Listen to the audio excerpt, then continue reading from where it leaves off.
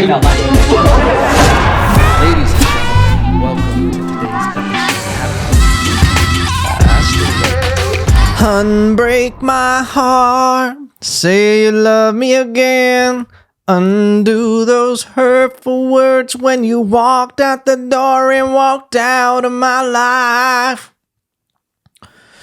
You ever have a feeling that you're just in the wrong field? That why not just become a singer? Why not just pack up everything and hit the road? Maybe get a couple community college singing lessons under your belt and just hit the open road performing at, start local, start low. Okay. Maybe you show up to a local networking mixer and you say, well, what's my job? What's my title? You ever heard of a songbird?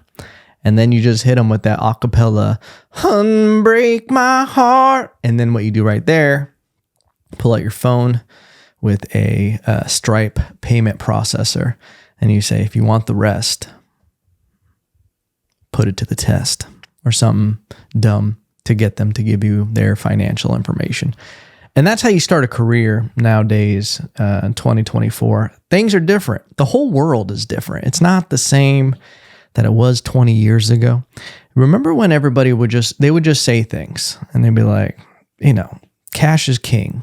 Well, I just saw a video that someone from, what was it? They tried buying a sandwich and they tried using cash and they literally wouldn't give them the sandwich. They threw out the sandwich because they were like, we're cashless. How crazy to just be like, we're done with that, What is it going to be in the future when it comes to cash? And Bitcoin is on the rise again. Listen, I'm so sick of Bitcoin, to be honest with you. Bitcoin is a stripper of the currency world that's just always there, just like pressing their titties against the mirror and just being like, the window, use take two. And they're just squeezing them together and they're just like, hey, big boy. Oh, you like all that financial stability? Oh, the dollar's going to zero. All right. Wouldn't you like somewhere to hide your money? Hide your money deep inside of me. Yeah, shh. It can be our little secret. Yeah, you can put me on one of those little USB flash drives. Don't you wanna? My price is about to skyrocket. Skyrockets in flight. Whoop. And then you buy into Bitcoin. You go, shh. All right. I'll just put a little bit of money in you. Nah. You got to put a lot. Because we're going to the moon. And then you put a lot. And then Bitcoin goes, thanks. Goodbye. And then Bitcoin jumps off a cliff. And then it's like Bitcoin seemed like that cool stripper. You bring her outside and you're like, oh shit, you're a different person in the sunlight. That's what Bitcoin is. And Bitcoin, you walk out in the sunlight, turns into the goddamn penguin from Batman. And it's just like, And then you got a little Danny DeVito with makeup on that you got to take home. You got to go buy her breakfast now because you're a man of your word. Okay, now you're stuck with her. You already paid so much for this little Danny DeVito penguin that what are you going to do with your life now? Might as well see how far the rabbit hole goes. Okay, and that's my relationship with Bitcoin. Okay, I'm a man scorned by Bitcoin. Okay, I'll be honest with you. I got in it back in, I think, 2016, 2017. Put a decent amount of money into it. Okay. A decent amount of money for me at the time. I was working construction, just starting a video production company, just getting my shekels up. Put probably like $6 or $7 grand into it.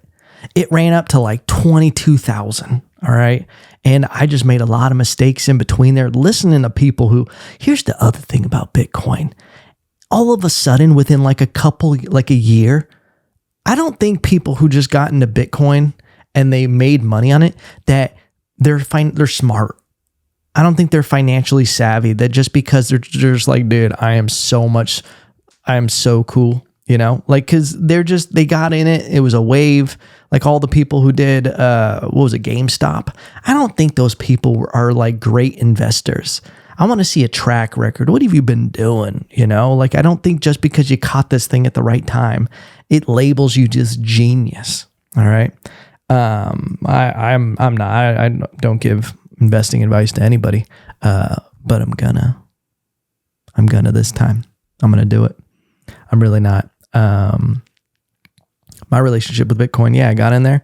I made some bad mistakes listening to people, because people are like, oh, you got to do this. You got to hodl on this, and you got to sell. You got to buy, get in this. You got to get in this. And then have you ever seen that meme of a raccoon who's he grabs cotton candy and he puts it in the water to clean it and it just disappears? That's what I was doing all 2018. So I'd be like, oh, okay, yeah, buy this one. Okay, switching to, okay, oh, I need to go back to that one. And I was like, where's my cotton candy going? Where's my cotton candy? But all that to be said, it went up. I lost money. Somehow and then it just, the bottom fell out and I was just lower. It went down to worth $2,000.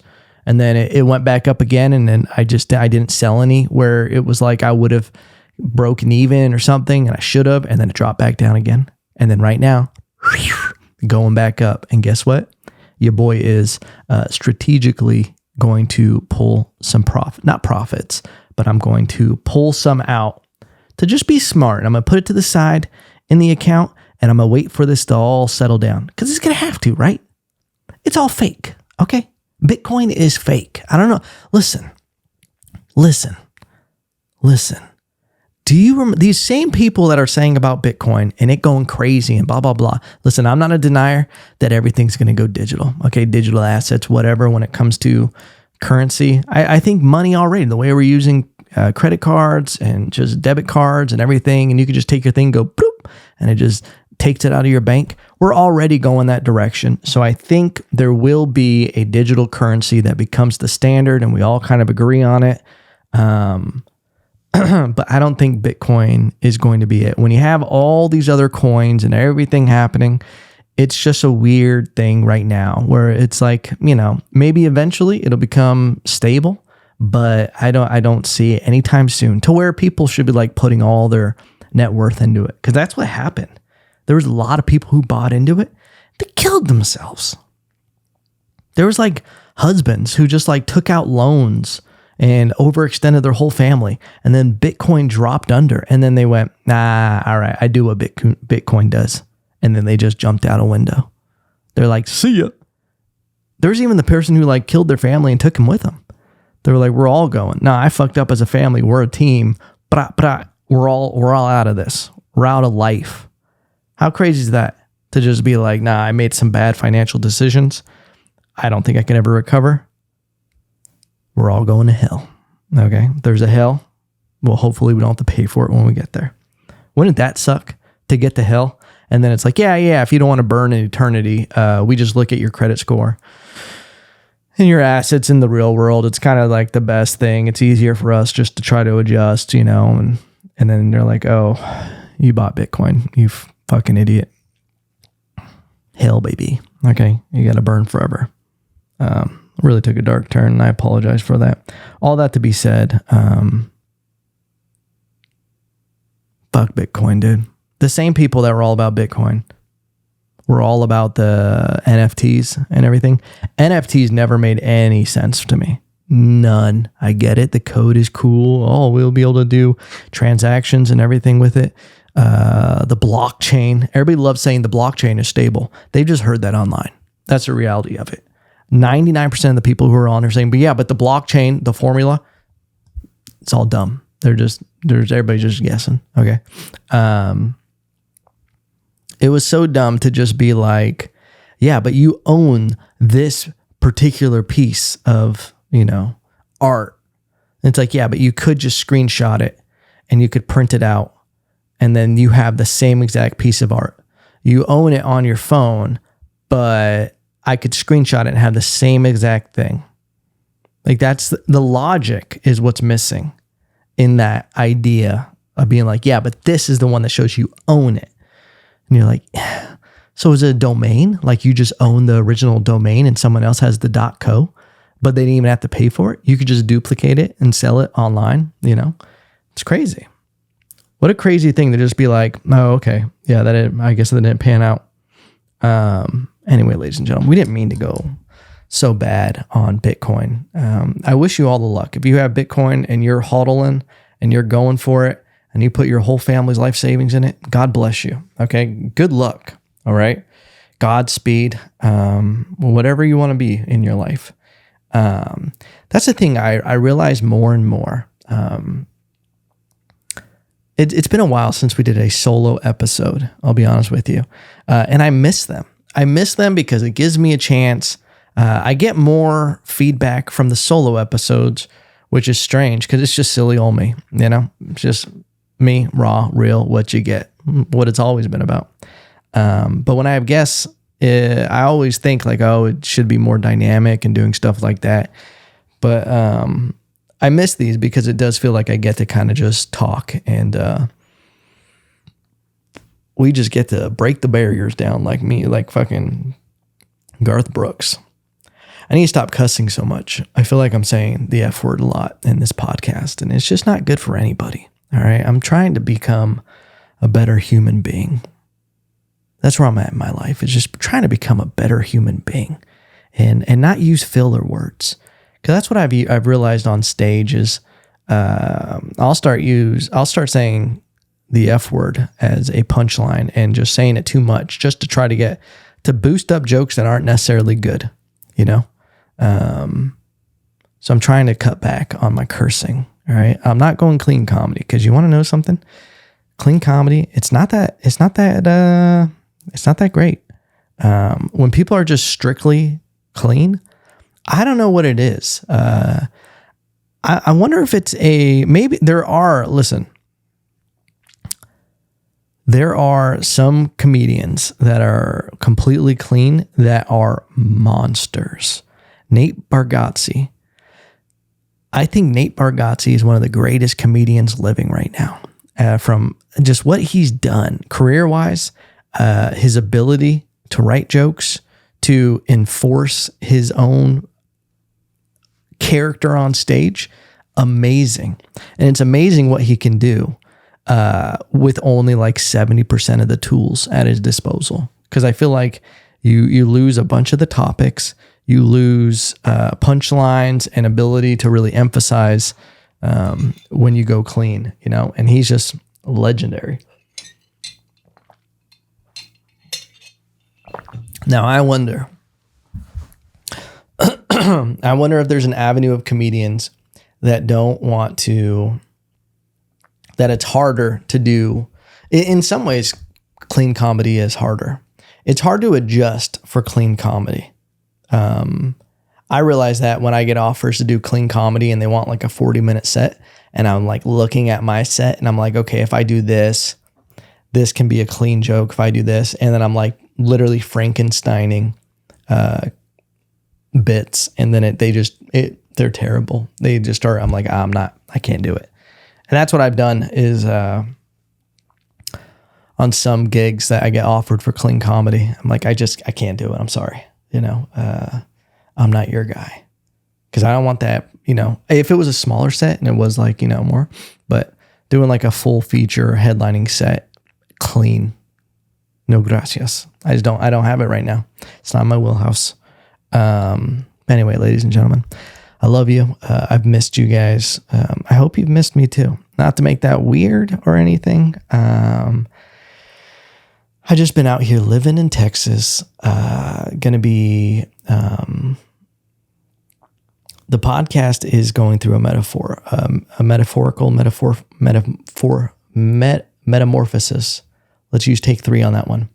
It's going through a metamorphosis. It's weird with some words that I realize I could have a touch of the Downs, tism, whatever you want to call it, because sometimes I'm just not that smart. Like my brain doesn't work that good, you know?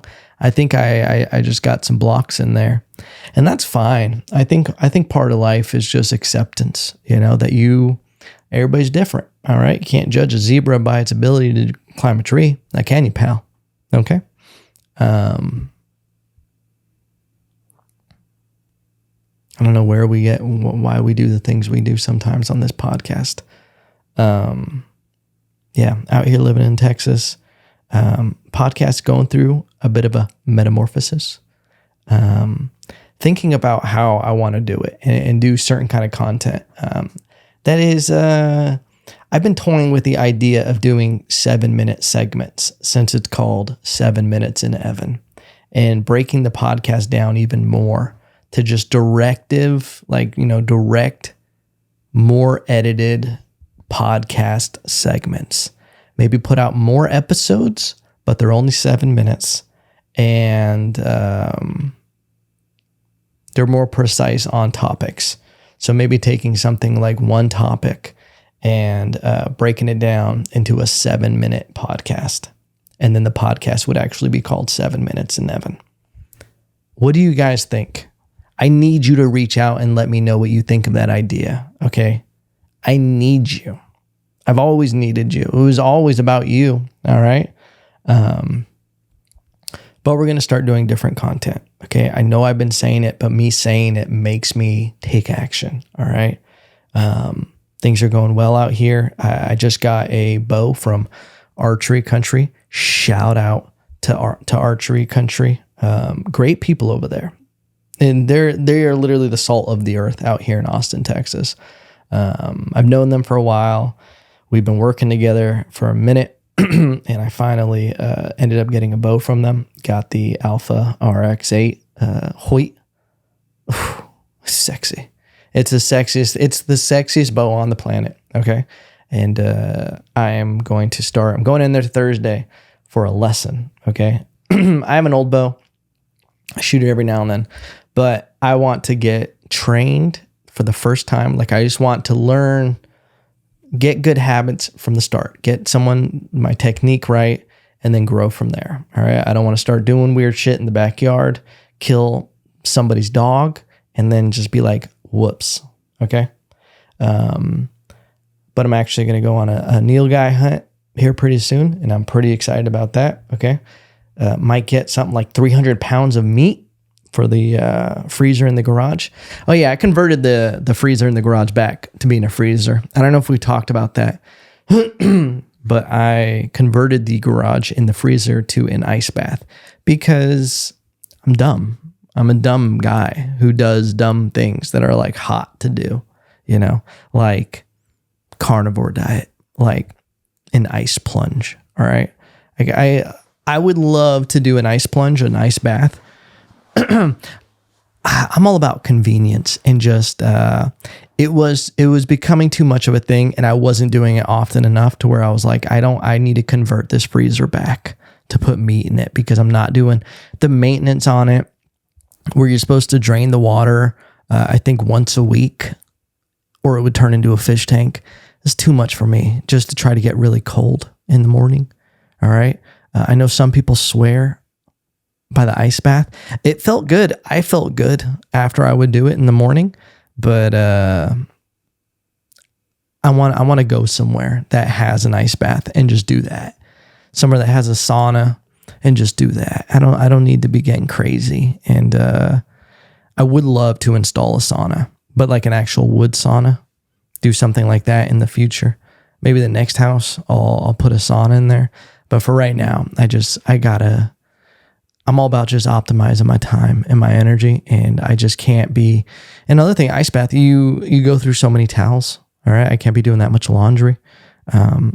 It sounds like I'm making excuses, and maybe I am, but I didn't enjoy it as much. It wasn't worth the squeeze. Okay. That juice wasn't worth the squeeze for me. But yeah, I'm excited to put some meat in there. I'm actually going to be ordering. I think I'm going to start off with a quarter of a cow. I'm going to be ordering that here pretty soon, where I'm going to get a quarter of a cow and put it in the freezer. It's going to be grass-fed, grass-finished, all right? Because your boy is still going strong with carnivore. We've had a couple slip-ups. I'll have a cheat meal every now and then. Had some ice cream and cookies the other night. Diarrhea in my brain out, all right? Listen, you don't realize what happens in your tum-tum until it's too late, all right? And you get a little too crazy, and you almost shit yourself at the mothership in Austin, Texas, all right? Listen, last night I got on the had a great night. Went down to downtown, played some games of pool with a buddy, Andre Ricks, hilarious comedian. And Spencer met up with us. Shout out to Spencer Cavins. And anyway, not part of the story right now. I get on the Mothership Showcase, which is basically a list of like, I don't know, there's like 300, 400 people that sign up. I don't know how many exactly. And you get the opportunity to perform for the booker at the Mothership. And your boy, I decided to have a brisket taco before because I'm downtown. I had a meeting at another place about producing a show at their theater. Your boy's getting into the producing it side of comedy, and I'm loving it. It's merging my satisfaction for business and performing at the same time. So it makes my willy tingle. I'm in Austin early for when sign up is and when it's going to actually happen. So I get your boy gets a little hungry, and I'm like, you know what? I'm doing carnivore. My stomach's already a little weird. I had ice cream and cookies the day before. I'll just have a quick brisket taco with guacamole. All right, no big D, you know. I eat this thing, and I instantly knew it was a mistake. All right, it ran right through me. It was almost like it was doing a sprint, and it was Kenyan. All right, it grabbed the baton and it tried finding the nearest exit. And it was a problem. I find out that I'm on the list at the Mothership, and you go into Mitzi's bar where you wait to be taken into Little Boy, where you will perform for the crowd and for the booker and everything. So I've done it quite a few times now. I think I've done it like 8 times maybe. So I don't have too crazy of nerves. Plus I knew my material. It's like tried and true what I was going to do that night. But here's the problem. When I walk into Mitzi's, the bar, I'm already about 17% clinched. All right. We're already starting to get some yellow warning signs. Just being like, hey, alert. You should send somebody back here to kind of take care of this. All right. I refused to diarrhea anywhere other than my home if I can't avoid it, because I don't care what you say. Diarrhea in a public place is not going to, I don't care. Like, it's just, you're never going to feel clean after that. It's impossible to feel clean diarrhea in a public space unless you have a bidet. Okay. And having a bidet changes your perspective on what the level of clean is. Okay. After you go a number deuce. Okay. That's just the reality situation.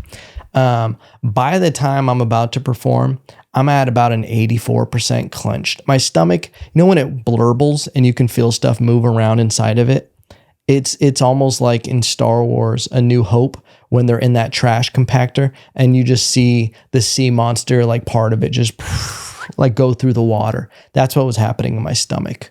And I was just like, C-3PO, you got to get us out of here. All right. But what's amazing about performance, sports, whatever, my entire life, if I ever have that feeling before, as I start doing the thing, it goes away. And like magic, it went away. Okay. My sphincter hasn't failed me yet. But one day, every day that it doesn't fail me brings me closer to a day that it will. And that's just life, brother and sisters. If you haven't checked out of the diarrhea talk. Dude, girls got diarrhea problems. All right. Girls got tummy issues. There's always that quote, hot girls got tum-tum issues, dude. Maybe I just made that up. But it's not talked enough about. All right. We like to talk about mental health so much, but why don't we talk about shit health ever? I think we honestly talk about mental health too much. If I'm being real with you, this is probably a hot take. I think we have an epidemic of mental health therapy. Okay. I think it's almost too much with like BetterHelp and stuff like that. Where I think they almost just make you go through your problems too much. Like, yeah, figure out your shit, talk about it, but then like get a real action, get a real plan. It's almost like just another version of doctors. And also the fact that like, I feel like therapists just make up terms to create patients. It's almost like a mechanic where they're like, oh yeah, you should change your oil every blah, blah, blah. But like, you really don't need to. But it's like, well, I want people to turn over faster. I'm going to increase the amount of time that you're being a patient of mine. Why wouldn't you do it? If therapy was a public service and they didn't make money, and it was like they would just have to donate to their time depending on the amount of people who needed therapy, I think they would be a little more efficient on giving people tools to help themselves. You know, I think they would be a little less inclined to be like, yeah, we're going to book you 10 sessions. Like, isn't that a crazy thing? Like with therapy, that they like want to book you for a cycle of appointments. Well, you're going to need about 10 of these. And it's like, really? Really? You can't try to give me the tools in the first couple? All right, cool. Not to say that therapy, I feel like I have to give this caveat that there are people who need therapy. There's probably some times in my life where I needed it, that I didn't get it, but then I found tools through other avenues. It's a wild thing to even like think about where we're at as a species. Like, you think about what bullshit was I making my wife listen to while we were in bed last night at like midnight, just talking. I was talking her ear off about some bullshit. Yeah. It was something about the Bible, and the Bible years. Like, oh yeah, talking about how much more simple, like, would you give up all the amazing things that we have now to go back to a time of almost like the Bible days, where you didn't have access to anything, but your level and your cognition of being a human was so small. Like, your range of being a human, like, imagine Bible years. You didn't even really know, like, there was no countries. It was like, yeah, you got some cities, you got towns, but you didn't have any kind of recollection of what was beyond. It was whatever your day was, you were just doing that. And I think by that, your thief is a comparison of joy is gone. Maybe it's there on a basic level of like, oh, Jedediah's donkeys are so much better than mine, you know? Weird shit like that. How many dudes were trying to fuck other dudes' wives that the 10 Commandment was like, thou not, dude, don't try to fuck my wife. Thou shalt not covet thy neighbor's wife. And then they like brought the stones down. They were like, dude, God said, stop trying to fuck my wife. That's literally what the 10 Commandments were. That's crazy. How crazy and just happening was this? Crazy just to stop and think about it. That's what I do. I'm a deep thinker. I think about how many dudes were trying to fuck other dudes' wives during the Bible days. All right. Probably a lot. Okay. But anyway, I digress. Would you rather trade where you're at now in history to go back to those days? It's almost indefinite. It's a no. You wouldn't want to give up all these luxuries. Yeah, we got a lot of problems, but what we have access to and the kind of like entertaining, the level of entertainment as a human, like, isn't that crazy that one of our biggest problems as a person, as a species, is we have too many dopamine drainers. We have too many avenues that we could drain our dopamine and be a little sad. That's wild to think about. Back in the day, it was like, yeah, you catch a fish, that would just get you through the day. All right, you get your chores, you accomplish what you're doing. But now we're like, ugh. Like obesity is an insane thing that we're like dealing with as a species. Dude, I think we're gonna. Here's the other thing.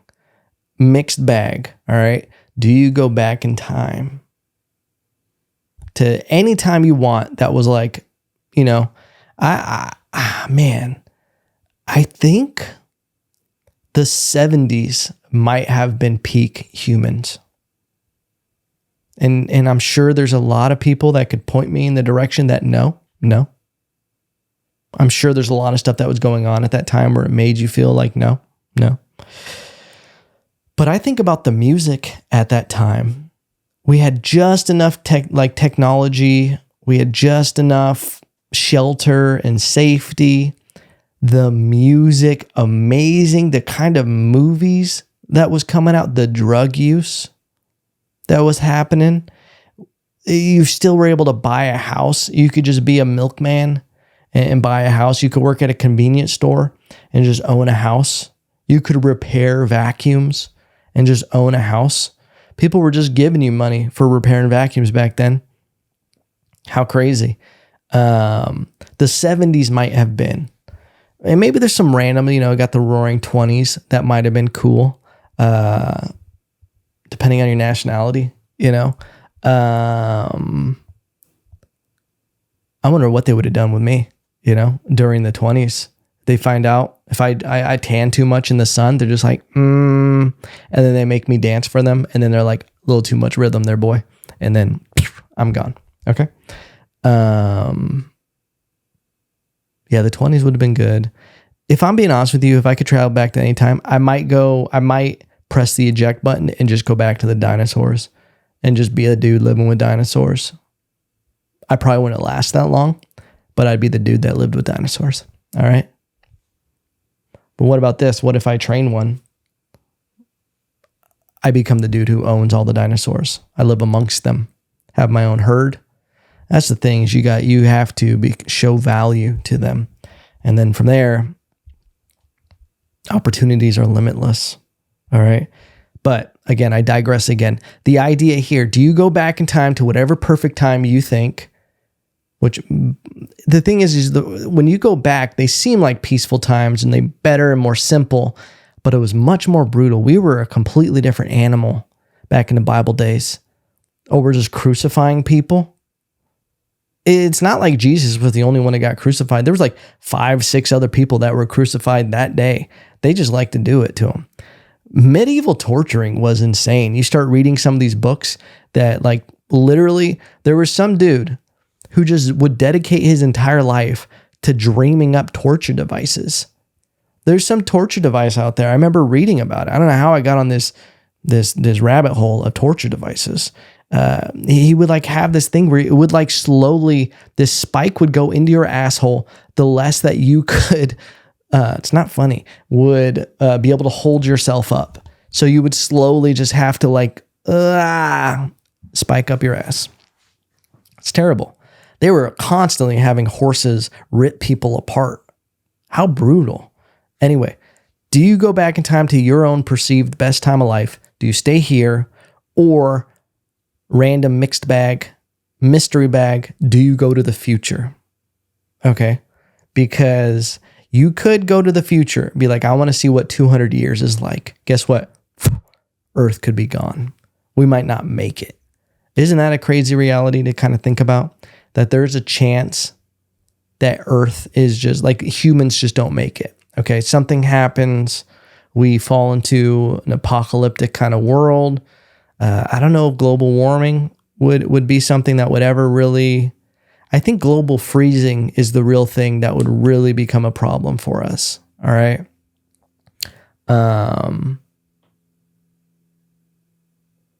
Yeah. I don't know.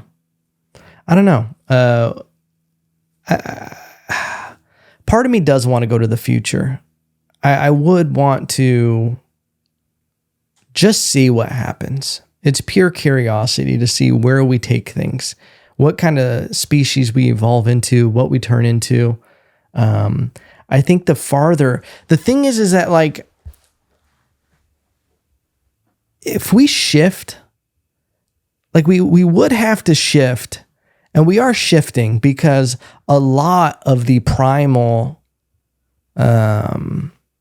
like tendencies of humans is subsiding a little bit. We obviously have so much still built into us that are knee-jerk reactions. We still go to war.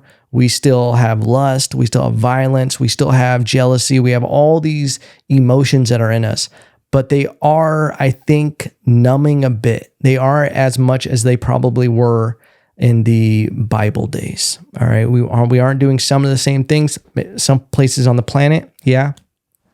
But as a whole, I think we are evolving.